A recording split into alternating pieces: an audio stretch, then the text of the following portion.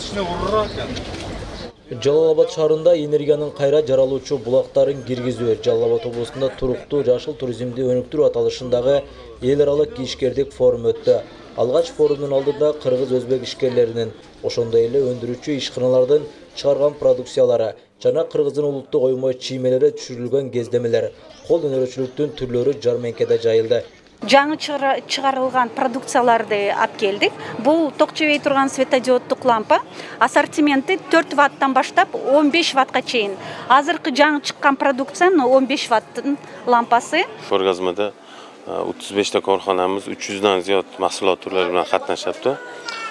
Hozirgi kunda shu chokmochlarni mahalliylashtirib Namangan viloyatida ishlab chiqaramiz. Bunda ko'rgazmadan maqsadimiz hamkorlikni yanada mustahkamlash, birga bu yerda investitsiya kiritish, birgalikda ishlashda maqsad. Мына ушундай көргөзмөнү көргөн соң министрлер кабинетинин төрагасынын орун басары Бакыт Төрөбаев баштаган жетекчилер коңшу мамлекеттерден келген коноктор форумдун негизги бөлүгүнө өтүштү. Анда энергиянын кайра жаралуучу булактары Жалал Абад облусунда туруктуу жашыл туризмди өнүктүрүү жаатында сунуштар ортого салынды. Ошондой эле Жалал Абад облусу энергетиканын борбору болгондуктан чакан ГЭСтерди курууда чоң мүмкүнчүлүктөр бар экендиги айтылды. Кыргызская республика находится у истоков рек Центральноазиатского региона и является генератором собственных водно-энергетических ресурсов. Общий гидроэнергетический потенциал страны составляет 142 миллиарда киловатт-часов. При этом процент освоения от общего потенциала составляет всего 13%. Свыше 90% производимой электрической энергии в Кыргызстане вырабатывается за счет гидроресурсов крупных ГЭС. Жалал-Абадская область обладает огромным потенциалом генерации зеленой энергии. Благодаря своему географическому положению область имеет доступ к солнечной и ветряной энергии, а также к гидроэнергетическим ресурсам. 2/3 существующих гидроэнергетических ресурсов страны сконцентрированы в Жалал-Абадской области. Использование этих потенциальных источников энергии поможет не только сократить выбросы углерода, но и создать новые возможности для развития устойчивого зеленого туризма.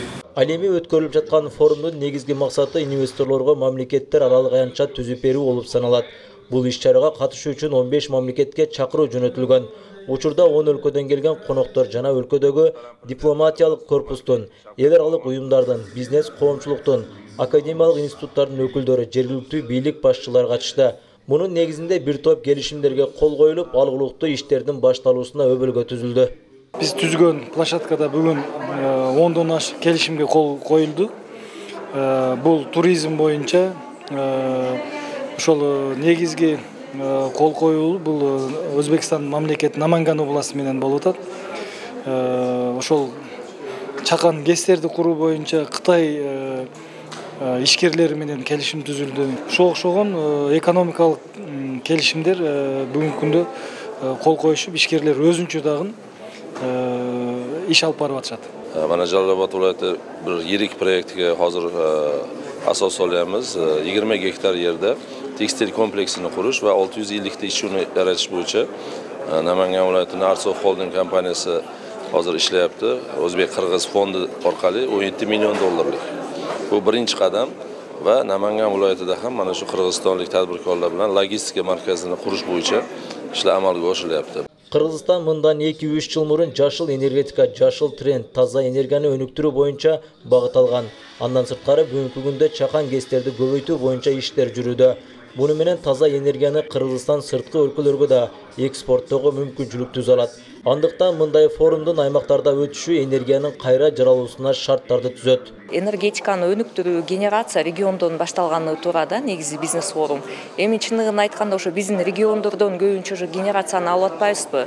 Ошондуктан ушул жакта түшүндүрүү иштерин, инвестициялык климатты түзүү, андан тышкары башка мамлекеттен келген конокторго, башка мамлекеттен келген инвесторлорго дагы бизде кандай шарттар бар, кандай жеңилдиктер, преференциялар бар экендигин айтып берүү ушул бизнес форум, B2B встречаларда да мен ойлойм, кыргызстандык ишкерлер менен башка мамлекеттин ишкерлери дагы байланышат депчи.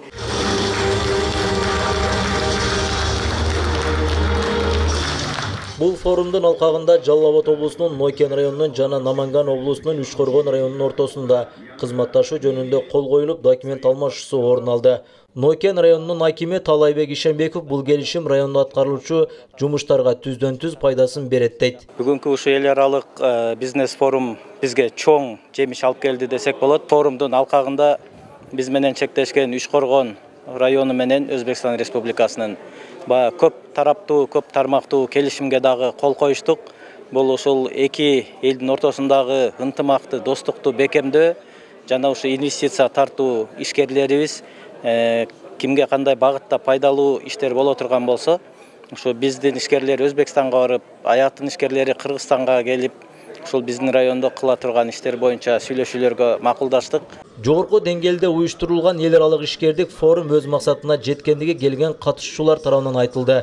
Мындай иш-чаралар тез-тезден өткөрүлүп турса, инвесторлорго жагымдуу шарттар жараларын кошумчалашты. Ильяс Турдубай уулу, Баяман Тургуналиев, Жалал Абад шаары.